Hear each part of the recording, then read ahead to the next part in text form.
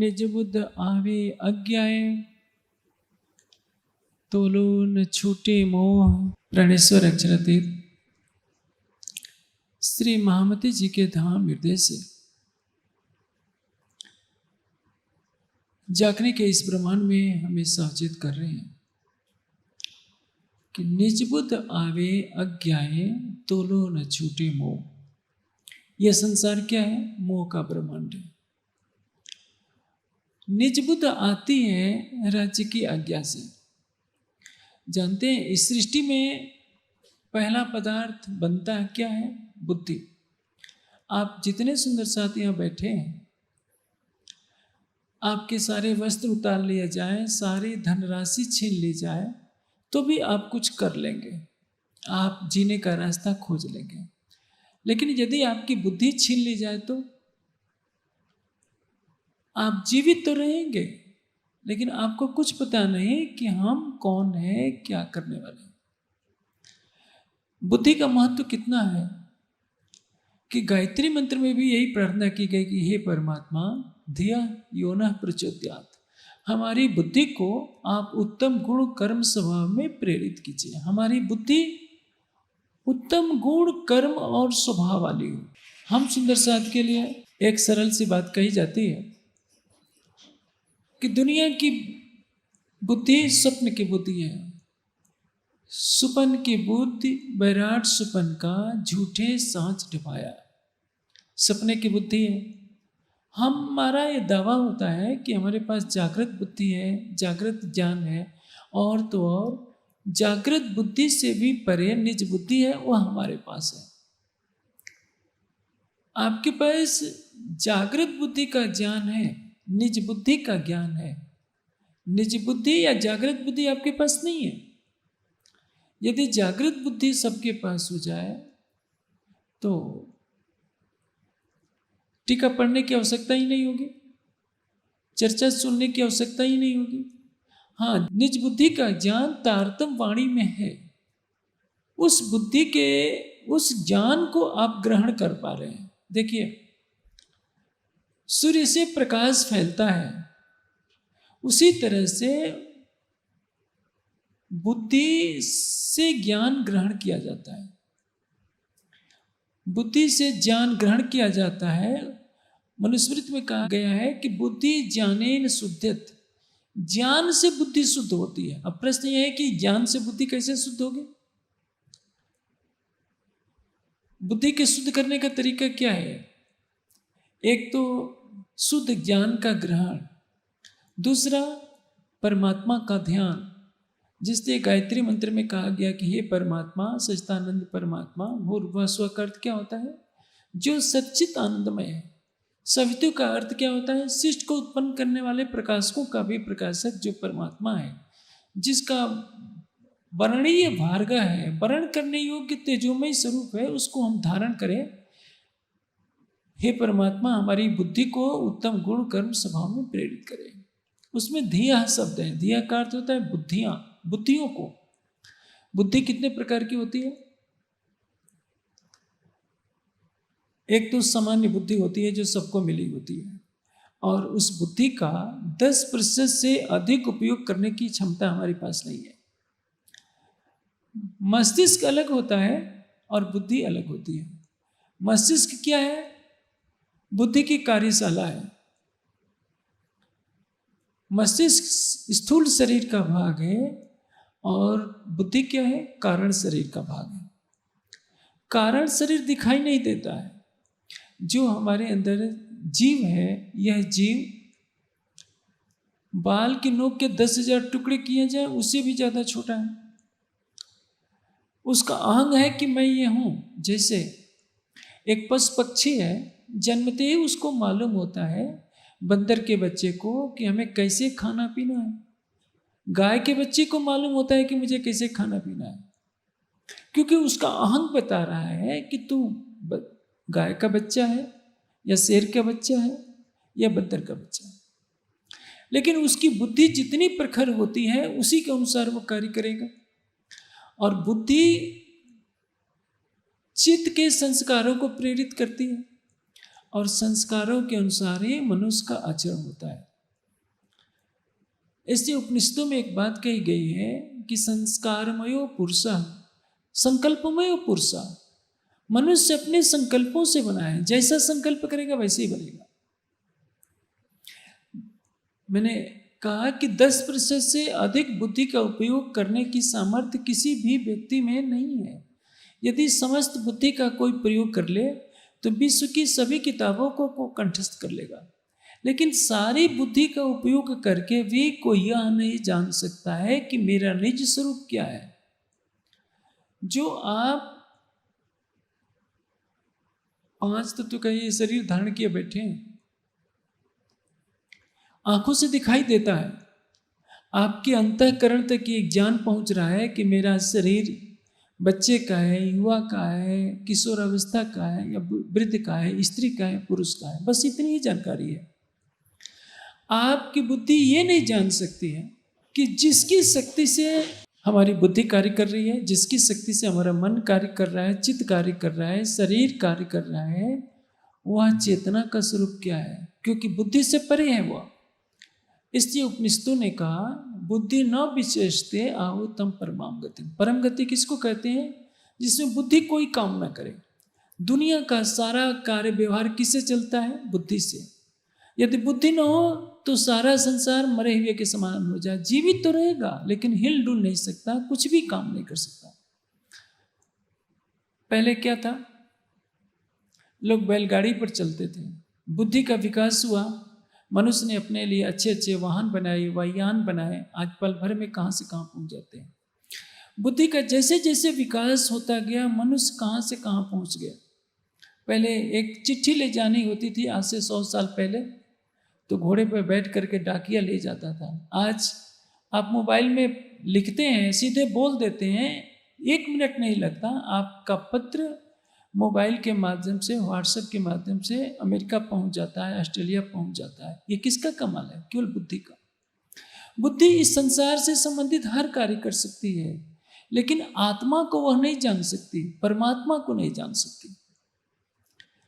नारायण को जानने की सामर्थ्य बुद्धि में नहीं है।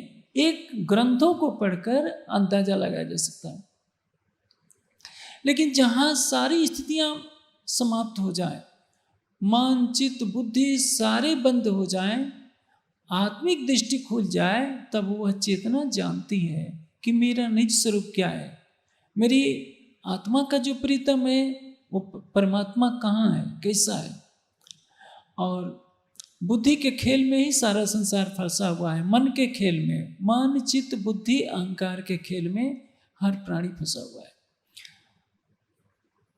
आप जितने सुंदर साथ बैठे हैं, यदि अभी थोड़ी देर में दोपहर का भोजन मिलेगा, आपके भोजन में या तो 4 गुना नमक डाल दिया जाए या बिल्कुल न डाला जाए, तो क्या आपको अच्छा लगेगा? ज़्यादा नमक पड़ेगा तो कहेंगे बहुत कड़वा हो गया है, खाया नहीं जा रहा है। नमक बिल्कुल न डाला जाए तो क्या कहेंगे? ये तो बिल्कुल फीका है, हम नहीं खा सकते। आपका मन इंद्रियों के माध्यम से विषयों का सेवन कर रहा है, और जितना उसे अच्छा लगता है उसी को सुख मानता है, और उसी की प्राप्ति में अपना सारा जीवन लगा देता है। वो सोचता है कि मैं बिल्कुल सही दिशा में चल रहा हूँ। इसी को क्या कहते हैं? मोह। जो चीज़ जितनी अच्छी लगती है उतनी ही हमें उससे आसक्ति होती जाती है, उसको छोड़ने की इच्छा नहीं करती। लेकिन बुद्धि बस इतना कर सकती है। हाँ, यदि हम बुद्धि का परिमार्जन करते हैं। बुद्धि का परिमार्जन, शुद्धिकरण कैसे होगा? ज्ञान के ग्रहण से। पहली चीज है धर्म ग्रंथों का ज्ञान।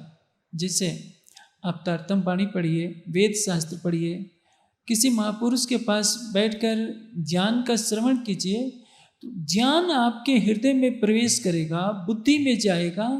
तो बुद्धि जो पहले संसार में भटक रही थी, अब वो परम धाम की तरफ दौड़ने का प्रयास करती है। बुद्धि परम धाम नहीं जा सकती, लेकिन बुद्धि परम धाम की विवेचना करेगी। और जो चैतन्य जीव है, जो अब तक माया के संसार में भटका था, परम धाम के बारे में सोचने के लिए विवश हो जाता है। वो देखता है कि यहाँ परम धाम कुछ है। लेकिन उसकी आत्मदृष्टि कब खुलेगी? जब चित्त मन बुद्धि अहंकार सब कुछ सुसुप्ति अवस्था जैसे हो जाए, और आत्मा जिसको आप जीव समझिए और शुद्ध जो चैतन्य जीव है वो अपने स्वरूप को देखे। यहां से अध्यात्म शुरू होता है। निज बुद्ध आवे अज्ञाए तोलो न छूटे मोह। अब एक बात आती है, बुद्धि का परिमार्जन करेंगे स्वाध्याय के द्वारा, ध्यान के द्वारा, सात्विक आहार के द्वारा। आप बहुत स्वाध्याय करते हैं, किंतु यदि आपने चारों वेदों को कंठस्थ कर लिया, पूरी वाणी को कंठस्थ कर लिया, 6 शास्त्रों को कंठस्थ कर लिया, किंतु यदि आपके अंदर ध्यान की प्रवृत्ति नहीं है तो भी बुद्धि निर्मल नहीं होगी। प्राणायाम के बारे में कहा गया है कि प्राणायामात अशुद्ध क्षय ज्ञान दीप्ति विवेक ख्याते।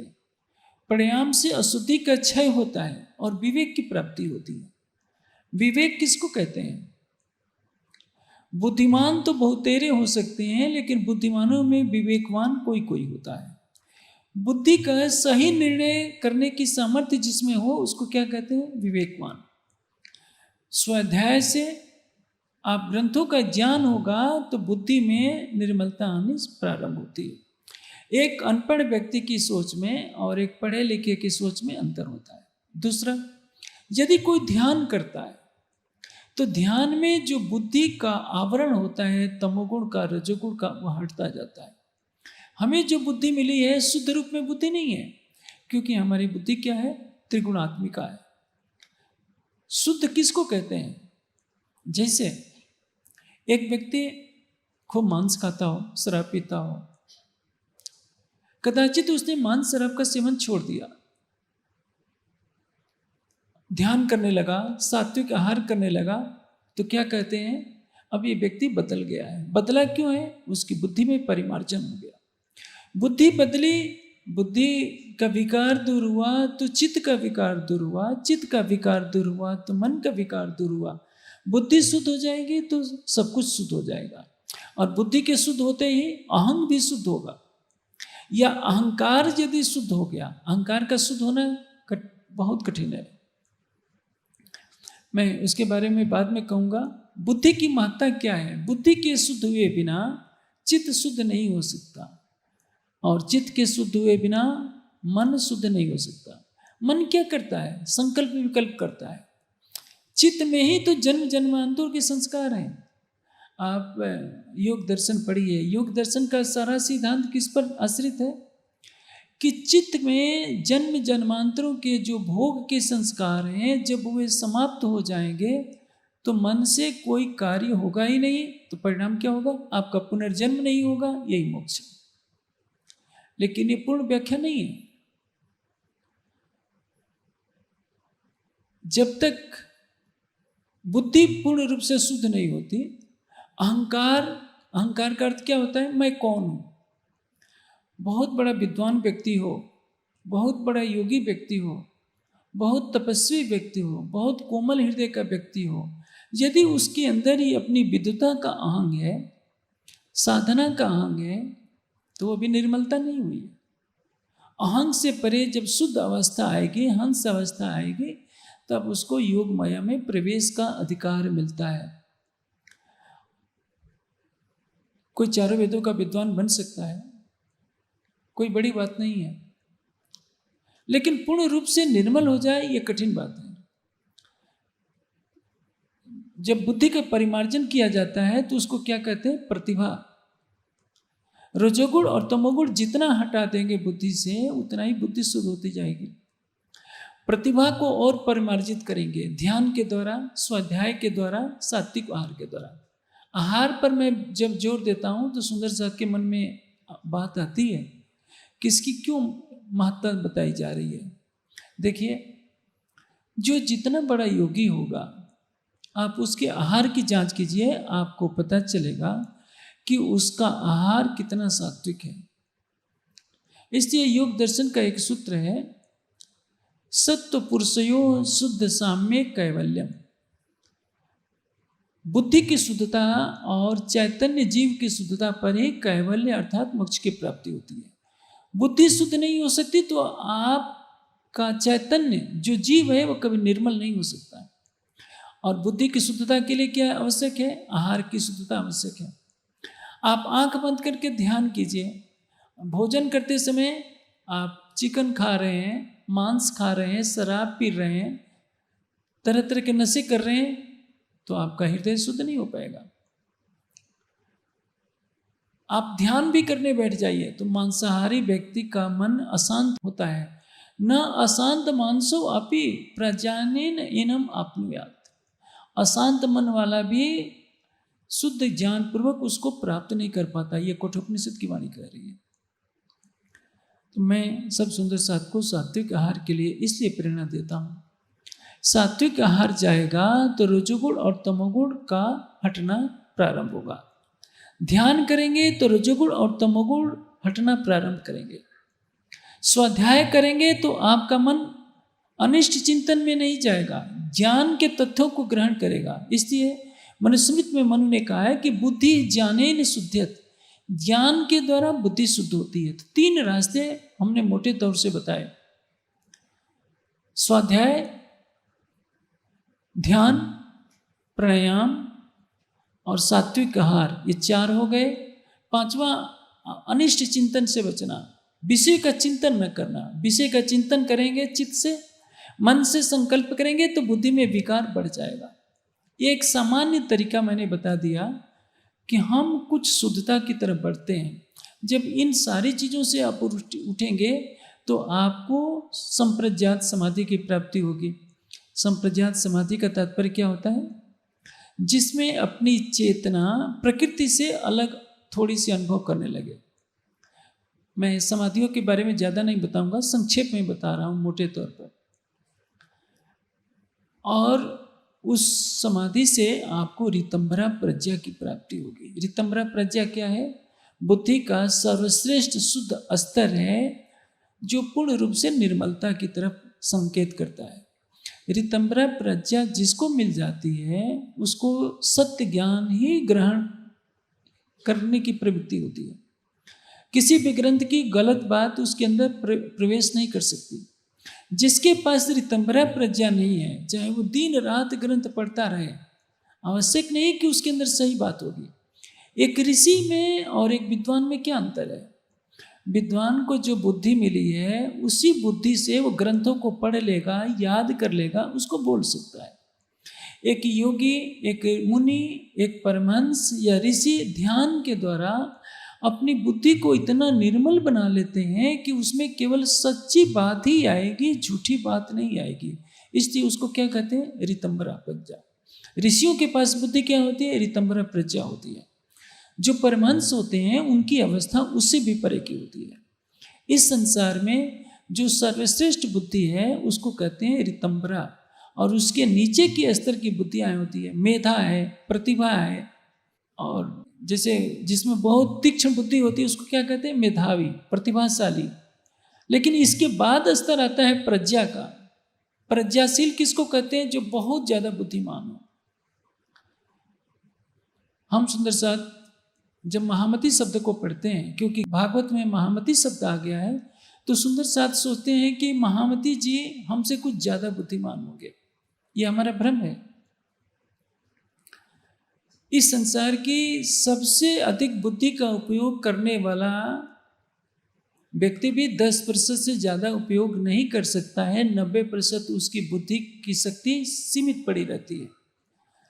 जो ध्यान में जितना उत्तरोत्तर आगे बढ़ता जाता है उसकी प्रतिभा 10% से आगे जाकर कुछ कुछ उपयोग करने लगती है। तो ये तो मनुष्य की बुद्धि है। नारायण के पास कितनी बुद्धि है? नारायण क्या है? अक्षर के मन अव्याकृत का प्रतिबिंबित स्वरूप ही तो नारायण है। अंतर इतना ही है कि अव्याकृत अखंड चेतन धाम में है और नारायण मोह सागर में है, प्रकृति के सबसे सूक्ष्म स्वरूप में। आप भी कोई भी मनुष्य जब समाधि में विद्यमान होता है तो वह अपने को नारायण के स्वरूप में देखने लगता है। मैं संसार का ज्ञान बता रहा हूँ। उस समय कहता है कि मेरे में और उनमें कोई अंतर नहीं है। जब समाधि टूटती है तो अपनी आंखों से वो अपने शरीर को देखता है, संसार को देखता है, क्योंकि कोई भी योगी महात्मा सृष्टि के नियमों से बंधा हुआ है, नारायण नियमों से बंधा नहीं है। मेरे कहने का आशय क्या है, दुनिया की उपलब्धि इतनी ही रही है, ऋतंबरा प्रज्ञा प्राप्त करना और निर्वीज समाधि में जाना, अपने स्वरूप को देखना और उस आदि नारायण के स्वरूप को देखकर अहम ब्रह्मास्मि की भावना कर लेना कि मुझे मुक्ति मिल गई है। संसार के बड़े से बड़े योगी महात्मा की इतनी ही उपलब्धि होती है। अब इसके परे क्या है?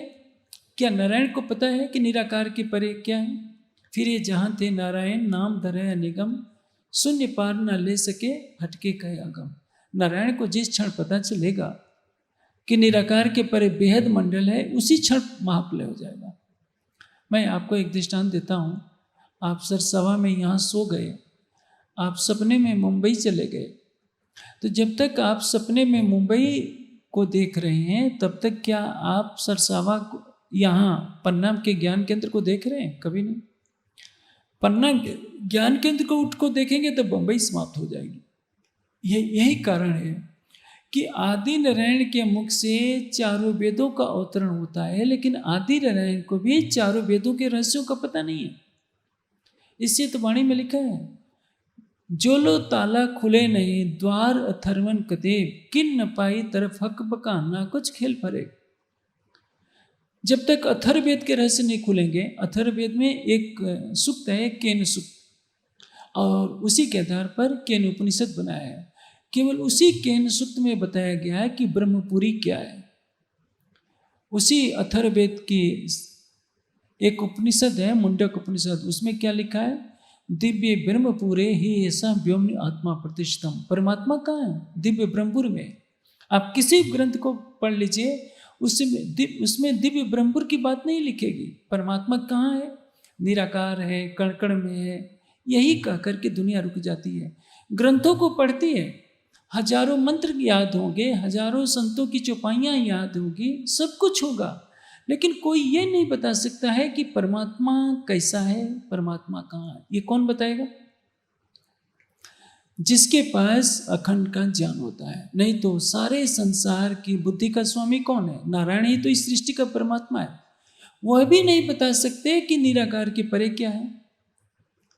वेदों में कई मंत्र लिखे हैं कि त्रिपादूर्ध्वोदयत पुरुष, योग माया से परे परमात्मा है, इस काल माया के ब्रह्मांड से परे चतुष्पाद विभूति है। आप सुंदर साध को हिंदुस्तानी भाषा में चौपाइयों के माध्यम से बात मालूम होती है, तो आप उसको बहुत हल्के में लेते हैं कि इसमें क्या रखा है। लेकिन जिसने इस सृष्टि को बनाया, उसने चारों वेदों का ज्ञान प्रकट किया। उनके अंदर भी चारों वेदों का ज्ञान अव्याकृत से आ रहा है, लेकिन किसी को भी नहीं मालूम, अव्याकृत को भी यह नहीं मालूम है, अक्षर के मन को भी मालूम नहीं है कि त्रिपादूर्ध्वोदयत पुरुष जो कहा गया है उसका रस क्या है, वास्तव में परमधाम कैसा है। जिस बुद्धि की बात कही जा रही है, अक्षर की जागृत बुद्धि से भी परे की बात है। नारायण की बुद्धि के सामने हम कुछ नहीं है। हमारी गणना तो 10% उपयोग करने वाले मेधावी व्यक्तियों में भी नहीं होती है। नारायण ने जो मनुष्य को बुद्धि दी है, वो स्वयं नारायण निराकार से परे की वास्तविकता नहीं जानते। चतुष्पाद विभूति क्या है नारायण को नहीं मालूम है, मालूम होते ही महाप्रलय हो जाएगा। और उन्हीं वेद के मंत्रों को सारी दुनिया पढ़ती रही है, लेकिन तारतम्य ज्ञान के बिना उसके रस को कोई नहीं जान सका। अक्षर ब्रह्म जिनका मूल स्वरूप कहाँ है? परमधाम में। वो कौन है? इत और न दूजा कोई, स्वरूप एक है लीला दोई। राज्य का ही सतंग है, राज्य का ही स्वरूप है, सत्ता का स्वरूप अक्षर ब्रह्म। उनके पास क्या है? जागृत बुद्धि। जागृत बुद्धि परमधाम के बारे में कुछ नहीं जान सकती। जागृत बुद्धि बेहद का ज्ञान रखती है। ये निर्णय करना अर्श का तीन में भी हक जात, नूर अकल इत क्या करे जित लदुन्नी को देखा। सोचिए कितनी बड़ी बात कही। नूर अकल इत क्या करे, अक्षर की जागृत बुद्धि क्या करेगी। आज दिन तक सृष्टि में जागृत बुद्धि कभी नहीं आई किसी तन में। ब्रज की लीला हुई, रास की लीला हुई, लेकिन जागृत बुद्धि की आवश्यकता पड़ी ही नहीं। एते दिन त्रैलोक में होती बुद्ध सुबन। तो जागृत बुद्धि का ज्ञान सबसे पहले किसके हृदय में प्रकट हुआ? सदगुरु धन सिंह देवचंद जी के हृदय में। कौन लेकर आए? स्वयं श्री राज जी। जागृत बुद्धि क्या है? संसार के सभी धर्म ग्रंथों का गुह्य रहस्य स्पष्ट करके निराकार के पार अक्षरातीत की पहचान देती है। यह जागृत बुद्धि का कार्य है। लेकिन जानते हैं, परम धाम की लीला, परम धाम की शोभा के संबंध में जागृत बुद्धि भी असहाय है। नूर अकलित क्या करे जित लदुनी को देखा। लदुनी किसको कहते हैं? तारतम को। तारतम क्या है? हमने तारतम की 6 चौपाइयों को मान लिया कि तारतम है। साक्षात स्वरूप इंद्रावती तारतम को होता है। लदुनी गोते खा रही है, तारतम गोते खा रहा है। तारतम क्या है? 5 शक्तियों में एक आती है नूर। धनी जी को जोश सब मालूम है, जिब्रील। आत्म तुल्य श्यामा जी, नूर हुक्म बुद्ध मूल वतन। बुद्ध मूल वतन क्या है? जागृत बुद्धि और निज बुद्धि, दोनों के लिए बुद्ध मूल वतन शब्द का प्रयोग हुआ है। नूर और हुक्म। नूर का अर्थ क्या होता है? राज्य की अवैध शक्ति भी होता है। नूर का अर्थ अक्षर ब्रह्म भी होता है। हुक्म नूर जमाल का जो है नूर जला बीतक में चपाई आती है। राज्य के हुक्म का स्वरूप क्या है? अक्षर। हुक्म के रूप में कौन आया है? हुक्म के रूप में स्वयं राज्य की ही अवैध शक्ति आई है। तो यदि हम नूर का अर्थ अक्षर करते हैं तो हुक्म का अर्थ क्या करेंगे? राज्य की अवैध शक्ति। यदि हुक्म को बीतक की चौपाई के आधार पर करें, हुक्म नूर जमाल का जो है नूर जला, तो वहां भी यही भाव लिया जाएगा कि अक्षर। और यदि हम नूर का अर्थ तारतम करते हैं तो कलश में चौपाई आती है। ये नूर आगे थे आया अक्षर ठौर के पार, ये सब जाहिर कर चलिया आया निज दरबार। तारतम ज्ञान का प्रकाश, अक्षर ठौर के पार, अक्षर से परे परम धाम से आया। तारतम ज्ञान का प्रकाश कौन लाए हैं? कि लाया हृदय बैठ साक्षात। महामती जी के धाम हृदय में कौन बैठकर कर रहा है? आपने सिंधी की वाणी पढ़ी है तो उसमें क्या कहा गया है कि सब कुछ राज्य के हुक्म से हो रहा है। हुक्म और इल्म का खेल है। इसका भाव क्या है? हुक्म के रूप में कौन आया है? आप इस बात को समझिए। हुक्म के रूप में हाकिम ही तो आता है। जैसे ये मंच लगा है, मैंने स्वयंसेवकों से कह दिया कि भाई मंच सजाओ, कार्यक्रम होगा, तो मेरी बात का कोई उल्लंघन नहीं करेगा, सीधे मंच लगा दिया। उसी तरह से तैसा हित होता गया जैसा हजूर हुक्म करत। मूल स्वरूप के हृदय की इच्छा हुक्म है। हमको खेल दिखावन काज, हमसु आगो आए श्री राज। तो राज्य कैसे आएंगे? सखियां तो सुरता से आ गई। देवचंद जी के सामने राज्य खड़े हैं, सारी बातें बता रहे हैं। नूरी स्वरूप तो आ नहीं सकता, कैसे आ गए? प्रकृति के सारे नियमों को तोड़कर राज्य आवेश स्वरूप से आए हैं। आवेश स्वरूप कहां से क्या है? जैसे आप दर्पण में के सामने खड़े हो जाएंगे तो आपका स्वरूप दर्पण में दिखेगा। आपके शरीर से घिस करके कुछ गया नहीं, लेकिन दर्पण में हुबहू दिखेगा कि आप खड़े हैं। उसी तरह से राज्य के दिल की इच्छा से जो स्वरूप प्रकट होता है उसको आवेश स्वरूप कहते हैं। और उस स्वरूप में और नूरी स्वरूप में कोई भेद नहीं होता है। तभी तो कहा है कि तुम ही उतर आए अर्श से, इत तुम ही क्यों मिलाप। परम धाम में राज्य क्या है? नूरी स्वरूप से है। और देवचंद जी के सामने किस रूप में प्रकट होते हैं? आवेश स्वरूप से। परम धाम का भी स्वरूप किशोर स्वरूप है। देवचंद जी को जो दर्शन देने वाला स्वरूप है वो भी किशोर स्वरूप है। लेकिन परम धाम के एक कण में करोड़ों सूर्यों का प्रकाश है और वह आवेश स्वरूप देवचंद जी के सामने खड़ा है। लेकिन देवचंद जी को जरा भी गर्मी नहीं लग रही है। क्यों? क्योंकि वह उनकी इच्छा से धारण किया हुआ स्वरूप है। देवचंद जी का शरीर जितना तेज को झेल सकता है, यह ब्रह्मांड जितना तेज को झेल सकता है, अनंत सौंदर्य को भी यदि देवचंद जी की आंखें देख लें तो कहाँ से शरीर रहेगा। इसलिए हमारा जीव जितने सौंदर्य को, जितने तेज को झेलने की क्षमता रखता है, राज्य की इच्छा से उनका स्वरूप प्रकट हो जाता है, जिसको आवेश स्वरूप कहते हैं। और वही स्वरूप महामती जी के धाम हृदय में विराजमान हुआ है। तीनों विराजमान है। राज्य चितघन स्वरूप है, उनकी आवेश शक्ति, उसको नूर भी कह सकते हैं, हुक्म भी कह सकते हैं। दोनों शब्दों का अलग अलग प्रसंगों में अलग अलग अर्थ है। जबरील है, असराफिल है, जागृत बुद्धि और जोश की शक्ति। अक्षर की आत्मा है, जिसमें नूर या हुक्म में से किसी एक को ले लेंगे, आपको छूट है। वाणी के साहित्य में नूर का अर्थ भी अक्षर होगा और हुक्म का भी अर्थ अक्षर होगा। नूर का अर्थ भी राज्य का आवेश होगा और हुक्म का अर्थ भी राज्य का आवेश होगा। हाकिम का हुक्म ही यहाँ सब कुछ कर रहा है, इसलिए कहते हैं कि हुक्म और इल्म का खेल है। साहिब के हुक्म में ये वाणी गावत है महामत। महामत के तन से वाणी किसके आदेश से हो रही है? राज्य के हुक्म से। राज्य के हुक्म के रूप में कौन आया है? राज्य स्वयं है। तो महामती किसको कहते हैं? जिसमें पांचों अक्षरातीत की शक्तियां, चिदघन शक्ति आवेश के रूप में कार्य कर रही है। अक्षर सत अंग की शक्ति, अक्षर की सुरता खेल, अक्षर की आत्मा आई हुई है। आनंद अंग श्यामा जी की आत्मा, सत चित आनंद है और उनके साथ जोश है और जागृत बुद्धि की शक्ति है। तो जागृत बुद्धि के साथ निज बुद्धि भी है। बुद्धि में दोनों शब्द आ गए। अब हमारे सामने प्रश्न ये होता है, हम एक चौपाई को बहुत दोहराया करते हैं कि अक्षरातीत के महल में प्रेम इश्क बरतत, सोसुद अक्षर क्यों नहीं जो किनविद केल करत। सोसुद अक्षर को नहीं जो किनविद केली करत।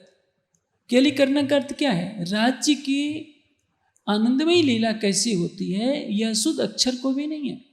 देखिए, कालमाया के ब्रह्मांड में आपने बड़े बड़े राजाओं को देखा होगा, नवाबों को देखा होगा, जो अपनी पटरानियों के साथ, अपनी बेगमों के साथ प्रेम क्रीड़ा में रहते हैं। लेकिन ये तो सपने की दुनिया है। सपने की दुनिया में ही बैकुंठ भी है, स्वर्ग भी है।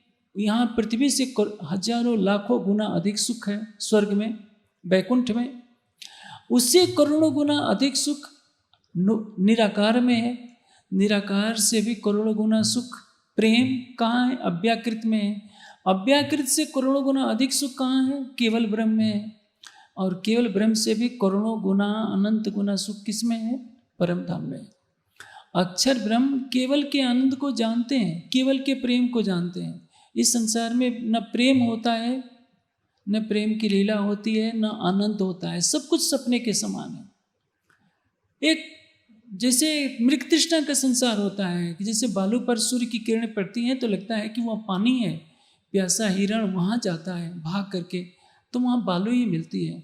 वैसे ही हम संसार के संबंधों में प्रेम खोजने का प्रयास करते हैं कि हमें प्रेम मिल जाए। प्रेम मिलता नहीं है, बाद में ठोकर मिलती है। हम संसार में सुख और शांति खोजते हैं, लेकिन सुख और शांति नहीं मिलती है। जितना भागते जाते हैं उतना ही अशांति मिलती जाती है। स्वप्न के समान ये ब्रह्मांड है, केवल झलक रहा है, कुछ है नहीं। अखंड में सब कुछ है, सुख भी है, अखंड सुख भी है, अखंड प्रेम भी है, अखंड शांति भी है।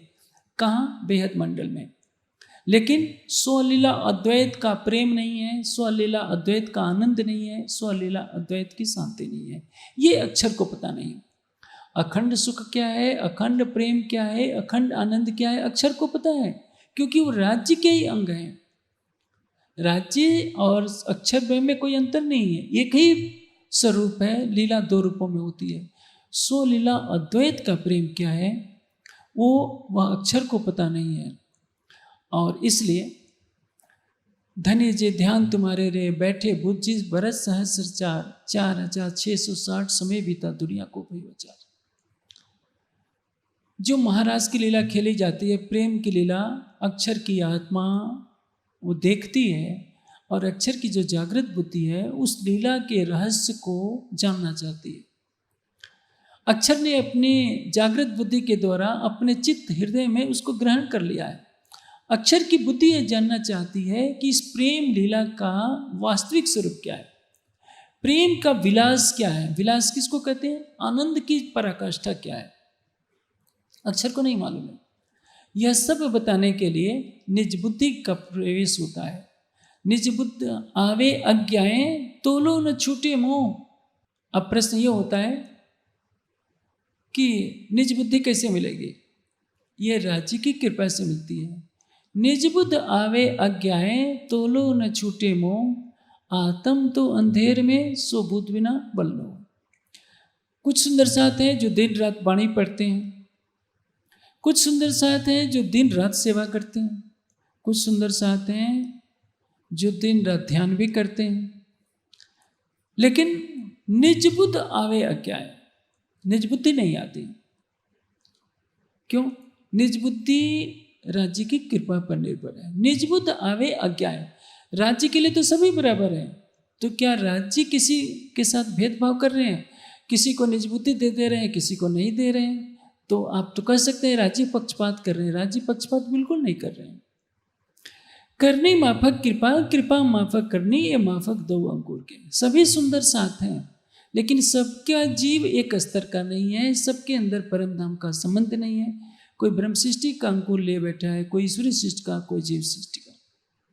जो ब्रह्म सृष्टि का जीव भी है, ब्रह्म सृष्टि का जिसमें अंकुर है, यदि उसका जीव पवित्र नहीं हुआ, बिहारी जी की तरह हो गया, औरंगजेब की तरह हो गया, तो क्या करेगा? परम धाम की आत्मा भी कुछ नहीं कर सकती है, क्योंकि बिहारी जी में श्रद्धा नहीं, समर्पण नहीं, विश्वास नहीं, प्रेम नहीं, तो सब कुछ निष्फल हो जाएगा। औरंगजेब क्रूर है, सकुमार की आत्मा उसके अंदर है, लेकिन किसी की हत्या कराने में उसको जरा भी दया नहीं आती। वो इस्लामिक कट्टरता को थोपना चाहता है, तो परिणाम क्या है? और सकुमार की आत्मा भी वंचित रह जाती है, रतन भाई की आत्मा भी वंचित रह जाती है। इसी को तो कहा है करनी माफक कृपा, मेहर सब पर महबूब की पर पावे करनी माफक। राज्य सबके लिए बराबर है। राज्य जितना इंद्रावती को चाहते हैं उतना ही रतन भाई को चाहते हैं, उतनी सकुमार को भी चाहते हैं, शकुंडल को भी चाहते हैं, लेकिन सकुमार और इंद्रावती बाजी मार ले जाती है, रतन भाई और सकुमार हंसी करा देती है। क्यों? क्योंकि उनका जीव निकृष्ट स्तर का था, उनके जीवों का व्यवहार बहुत अपराध से भरा हुआ था। ये अवस्था कब मिलेगी? निज बुद्ध आवे अज्ञाए तोलो न छूटे मोह। मैं एक बात कह रहा हूं, आपको 18,758 चौपाइयां भी कंठस्थ हो जाए, पूरी बीतक कंठस्थ हो जाए, चर्चनी भी कंठस्थ हो जाए, चारों वेद भी कंठस्थ हो जाए, लेकिन राज्य आपके अंदर निज बुद्धि जब तक नहीं देंगे, तब तक राज्य को रिझाना कैसे है ये पता नहीं चलेगा। देखिए,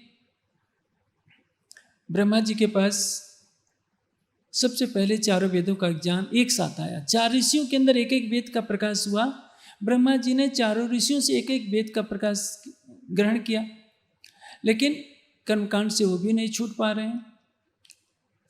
जो बड़े बड़े ऋषि मुनि हुए सृष्टि में, कोई शरीयत में फंसा है, कोई तरीकत में फंसा है, कोई हकीकत में कोई प्रवेश कर पा रहा है।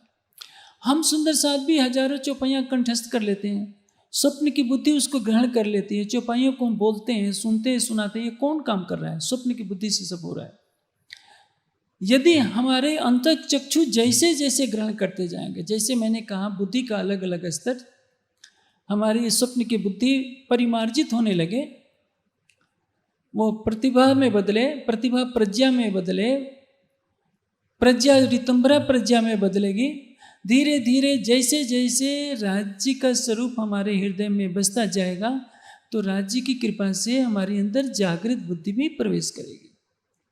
जैसे बीतक में आपने एक प्रसंग में पढ़ा है, तत्किन हृदय मिने आई जागृत बुद्ध। देवचंद जी के चरणों में जब श्री महाराज प्रणाम करते हैं, श्री देवचंद जी उनके सिर पर हाथ रखते हैं, तो राज्य की कृपा दृष्टि से उनके हृदय में जागृत बुद्धि प्रविष्ट हो जाती है। तो आप सोचते हैं कि हम भी तारतम्य ले लिए तो हमारे अंदर जागृत बुद्धि प्रवेश नहीं करेगा जाएगी, क्यों? आपको जागृत बुद्धि का ज्ञान मिला है, अब आपके ईमान पर निर्भर है, विश्वास पर, श्रद्धा पर, समर्पण पर, प्रेम पर निर्भर है कि आप बुद्धि की मलिनता को कितना दूर करते हैं, राज्य से कितना प्रेम करते हैं। जैसे जैसे जो जो अर्श हुए नजीक, त्यों तो खेल हुए दूर। जैसे जैसे आपके हृदय में राज्य की शोभा बसती जाएगी, परम धाम बसता जाएगा, माया का विकार हटता जाएगा, आपके अंदर निज बुद्धि आती जाएगी। निज बुद्धि आने के बाद भी आप ज्ञान में शिखर पर पहुंच जाएंगे। राज्य को रिझाना कैसे है, ये किसी किताब में नहीं लिखा है।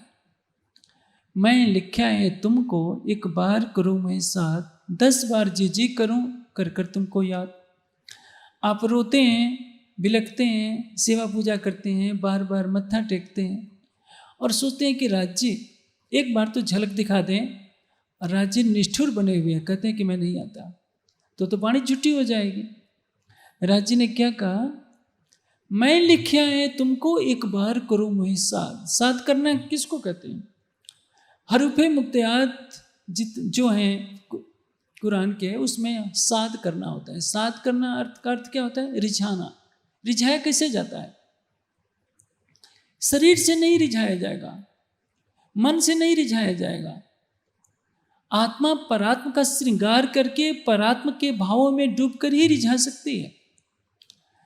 जब तक आपको ये शरीर दिख रहा है, संसार दिख रहा है, संसार का कोई विचार आपको बाधित किए है, जब तक आप राज्य से एक द्वैत का संबंध पाले बैठे हैं, एक अलग की भावना है कि राज्य हमारे प्रीतम है, तब तक आप रिझा नहीं सकते।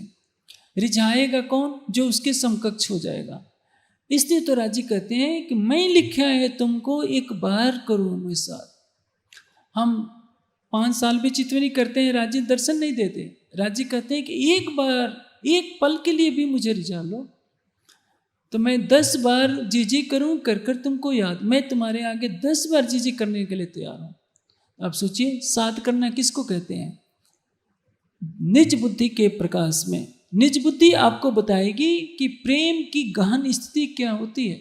ये जागृत बुद्धि के बताने के लिए संभव नहीं है। स्वप्न की बुद्धि से नहीं बताया जा सकता। स्वप्न की बुद्धि में आप अधिक से अधिक नारद भक्ति सूत्र पढ़ लेंगे तो उसमें लिखा है कि सातु परमा प्रेम स्वरूपा। भक्ति क्या होनी चाहिए? प्रेम का स्वरूप होनी चाहिए।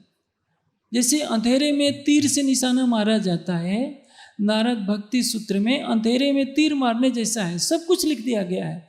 लेकिन नारद भक्ति सूत्र पढ़कर कोई नारद जी भी नहीं बनता, तो परम धाम की साक्षात्कार की बात क्या है?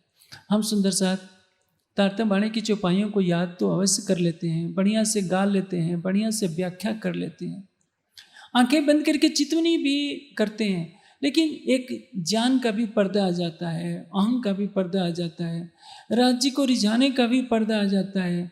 जहाँ प्रेम की गहन स्थिति है वहाँ तो अपना अस्तित्व कुछ है ही नहीं।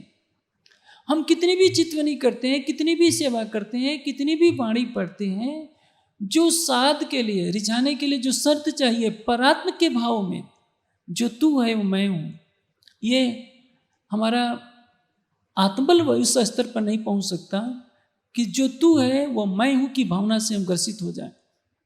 हम बुद्धि से सोच करके तो कह सकते हैं कह रहे हमारे राज्य में क्या अंतर है, ये कौन बोल रहा है? केवल बुद्धि बोल रही है। ये अहंकार के बदौलत कहा जा रहा है, लेकिन प्रेम की गहन स्थिति में उस स्तर तक कोई पहुंच नहीं पाता। और जो पहुंचेगा, राज्य उसके सामने 10 बार जी जी कहेंगे, बताओ मैं तुम्हारे सामने कब आ जाऊं, कब आ जाऊं। लेकिन इसीलिए कहा है कि निज बुद्ध आवे अज्ञाए, तोलो न छूटे मोह। वाणी तो सभी सुंदर साथ प्राय पढ़ते ही हैं, लेकिन मोह हमसे नहीं छूटता। अंदर पर्दा उड़ाइया तो भी न बदल्या हाल, नकस न मिट्यो मोह मूल को, ताथे नजरो न नूर जमाल। अंदर पर्दा उड़ाइया, हे प्रीतम आपने ज्ञान के प्रकाश से हमारे अंदर का संशय हटा दिया है, सब कुछ मालूम है हमें। तो भी न बदल्या हाल, हाल का मतलब हमारी रहने नहीं बदली। परम धाम में हमारी परात्म जिस भाव से रिझाती है, इस संसार में हम नहीं रिझा सकते, क्योंकि ये शरीर बाधा है। ये शरीर साधक भी है और बाधक भी है। साधक ये है कि इसी तन से सेवा होनी है, इसी तन से वाणी का ज्ञान ग्रहण करना है, इसी तन से चितवनी होनी है, तो साधक है। बाधक इसलिए है क्योंकि इसका मोह है। कोई किसी की पत्नी है, कोई किसी का पति है, कोई किसी का भाई है, कोई किसी का बहन है। इन बंधनों को कोई छोड़ नहीं सकता। छोड़े भी, अकेले कुटिया में भी रहे तो उनकी आसक्ति बनी रहती है, इनके संस्कार बने रहते हैं। इन सबसे परे होकर, शरीर से परे होकर, इंद्रियों से परे होकर, अंतःकरण से परे होकर, अपनी आत्मा में परात्म का श्रृंगार सजकर न तो कोई देखता है, न वो प्रेम की धारा अपने अंदर प्रवाहित कर पाता है, तो रहनी नहीं हो पाती। अंदर पर्दा उड़ाया तो भी न मध्य हाल, न कस न मिट्टू मोह मूल को। माया के मोह का जो हमारे अंदर प्रभाव पड़ गया है वो मिटता नहीं है, तो राज्य का दीदार होता नहीं। राज्य तो एक बार नहीं, एक बार के रिझाने पर 10 बार जी करने के लिए सामने आने के लिए तैयार है। कहीं दूर नहीं है कि उनको चल करके आना पड़ेगा। वो तो हमारे प्राण की नली से भी निकट बैठा हुआ है। लेकिन जो हमारी कमी है, क्योंकि हम साध की परिभाषा नहीं जानते, बुद्धि से साध की व्याख्या नहीं हो सकती। जो प्रेम में डूबते डूबते उस अवस्था में पहुंच जाएगा, स्वतः उसके अंतःकरण में यह बात भर जाएगी कि साध किसको कहती है, किस तरह से प्रीतम को रिझाया जाता है। प्रेम की वह गहन स्थिति कैसे है जिसमें राज्य की शोभा अपने आप विराजमान हो जाती है, मुस्कुराते हुए नजर आ जाते हैं राज्य। इसलिए कहा है, निजबुद्ध आवे अज्ञाएं तोलो न छूटे मोह, आत्म तो अंधेर में सो बुद्ध बिना बल न हो। आत्मा हमारी कहाँ है? जीव के ऊपर बैठी है। ये जीव लाखों जन्मों से काम क्रोध मद लोभ अहंकार की पोटली झोंटे फिर रहा है। इस जन्म में भी हमने केवल विषयों का ही तो बोझ ढोया है। हमारी कमाई क्या है? 10 करोड़ कमा लेंगे, शरीर छूट जाएगा, 10 करोड़ का 10 करोड़ यहीं रह जाएगा। हमने धन संग्रह किया है, महल बनाए हैं, वाहन खरीदे हैं, प्रतिष्ठा कमाई है, और हमारी कमाई क्या है? जो नश्वर है वही तो संग्रह किया। हमारी अखंड समता क्या है? राज्य का ज्ञान, राज्य की पहचान, राज्य से प्रेम, वही हमारी अखंड समता है। इसके अलावा सब कुछ अंधेर है। सारे ब्रह्मांड का भी राज्य मिल जाए तो वो भी नश्वर है, वो भी अंधेर है। आत्म तो अंधेर में सो बुद्ध बिना बल न हो। यहाँ जितने सुंदर चाहते हैं आपसे राज्य अकेले में प्रकट हो जाए। जैसे लक्ष्मीदास जी के सामने दिल्ली में प्रकट हुए थे और पूछे कि जो मांगो वो मैं देने के लिए तैयार हूँ। सब लोग क्या मांगेंगे? कोई कहेगा कि प्राइम मिनिस्टर बना दीजिए, कोई राष्ट्रपति मंगा दीजिए, कोई कहेगा कि इतना ज्ञान दे दीजिए कि मेरे सामने कोई टिक न सके, कोई कहेगा कि हमें इतना यह दीजिए कि सब सुंदर साथ में मेरी वाहवाही हो जाए। राज्य से राज्य को कोई नहीं मांगेगा। इससे कहते हैं आत्म तो अंधेर में सो बुद्ध बिना बल न हो। सम्यक ज्ञान का प्रकाश चाहिए। जागृत बुद्धि का ज्ञान हमें मिल सकता है, हमें मिल चुका है वाणी के रूप में। हम वाणी का जितना अध्ययन करेंगे जागृत बुद्धि का ज्ञान हमें मिलता जाएगा। उस ज्ञान को अब हमारे ऊपर निर्भर करता है कि स्वप्न की बुद्धि से तौलते हैं या स्वप्न की बुद्धि का परिमार्जन करके मेधा से तौलते हैं, प्रज्ञा से तौलते हैं, ऋतंबरा प्रज्ञा से तौलते हैं, या अक्षर ब्रह्म की जागृत बुद्धि को हम अपने अंदर आत्मसात करने की क्षमता कर लेते हैं। यदि हम हकीकत में प्रवेश करते हैं तो अक्षर ब्रह्म की जागृत बुद्धि हमारे पास मिलेगी और उसके द्वारा हम वाणी की चौपाइयों का अनायास अर्थ कर लेंगे, समझ जाएंगे, सब कुछ कर लेंगे। लेकिन रिझाने की कला तो निज बुद्धि के द्वारा ही होगी। इसलिए जब तक प्रीतम को रिझाने की प्रवृत्ति नहीं पैदा होती, अपना सर्वस्व उनके प्रति लुटाने की पैदा नहीं होती, राज्य को कोई रिझा नहीं सकता। इसको कहते हैं निज बुद्ध आवे अज्ञाएं तोलो न छूटे मोह, आत्म तो अंधेर में सो बुद्ध बिना बल न हो। आप देखिए कीर्तन में कई प्रकरण हैं। साथ जी ऐसे में तुम्हारे गुनहगार, इन प्रकरणों में क्या कहा है? कर कर बानी सुनाई तुमको कि ये जो खलक खुआर। सुंदर शाह जी, आप घरों में आराम से रहते थे, मैंने आपका घर द्वार छुड़ा दिया, मेरे कारण रहने से आपको पहाड़ों में घूमना पड़ा। कई प्रकरणों में तो व्यथित होकर कहना पड़ता है कि बख्शो मेरी भूल, मैं चोर चंडाल चर्मिष्ठ। ये शब्द महामती जी के मुख से निकलते हैं। क्यों निकलते हैं? कि सुंदर साथ ही महामती जी के अंदर अवगुण ढूंढता है। कई अवगुण लेवे धनी का, करे आप भी अवगुण पर तो भी धनी न तजती। सुंदर साथ ने अपने हृदय से निकाल दिया है। कई तो सोचते हैं कि हम बेकार फंस गए, घर द्वार छोड़ करके आ गए राज्य की शरण में, हम घर में ऐसे रहते हैं। राज्य नहीं छोड़ रहे, उन्होंने छोड़ दिया। कई आए भी तो चले गए। लेकिन जिन्होंने समझा कि महामती जी के धाम हृदय में मेरी आत्मा का प्राणेश्वर बसता है, उन्होंने रिझाया और उनको उसी भावना से, उसी भाव से राज्य मिले। सबके हृदय में मार्फत की दृष्टि राज्य हैं, लेकिन रिझाना कैसे है? हमारे विश्वास पर, हमारे पुरुषार्थ पर, हमारी श्रद्धा और समर्पण पर निर्भर करता है। इसलिए कहा है आत्म तो अंधेर में सो बुद्ध बिना बल न होए।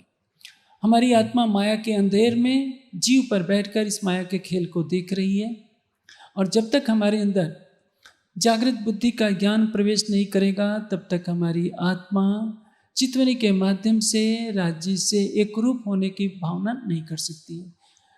धनी की कृपा से निज बुद्धि का ज्ञान प्रकट होगा हमारे अंदर। खिलवत परिक्रमा सागर श्रृंगार का ज्ञान निज बुद्धि का ज्ञान है, और उस ज्ञान को आत्मसात कर जब हम चितवनी में डूबते हैं, अपने विकारों को दूर करते हैं, परात्मा के श्रृंगार में सजते हैं, तब हम मोह के बंधन को छोड़ सकते हैं और यहीं बैठे बैठे प्रीतम को वैसे ही रिझा सकते हैं जैसे परम धाम में रिझाते हैं। अन्यथा सुंदर साथ 50 साल की अवस्था का भी हो जाता है, न जाने कई पीढ़ियाँ बीत जाती हैं, सुंदर साथ की चाहनी नहीं हो पाती है। हम और आप जैसे सुंदर साथ 300 साल में न जाने कितने तनों को पकड़े होंगे, और अभी भी तारतम्य में कितने साल गुजर जाते हैं, लेकिन हमारी जागनी इसलिए नहीं हो पाती है कि निज बुद्धि के ज्ञान के प्रकाश को हम अच्छी तरह से ग्रहण नहीं कर पा रहे हैं, और उसको ग्रहण करके उस स्तर पर नहीं हो पा रहे हैं कि निज बुद्धि हमारे अंदर आ जाए। निज बुद्धि आने का तात्पर्य प्रीतम को रिझाने की कला आ जाना, और जिसके पास निज बुद्धि आ जाएगी वो वही राज्य की रिझा सकता है, जिसको कहते हैं साध करना। मैं ऐसा करता हूँ कि सुंदर साथ तांता वाणी के इन रहस्यों को समझेंगे और अपने जागने के लिए उसका प्रयोग करेंगे।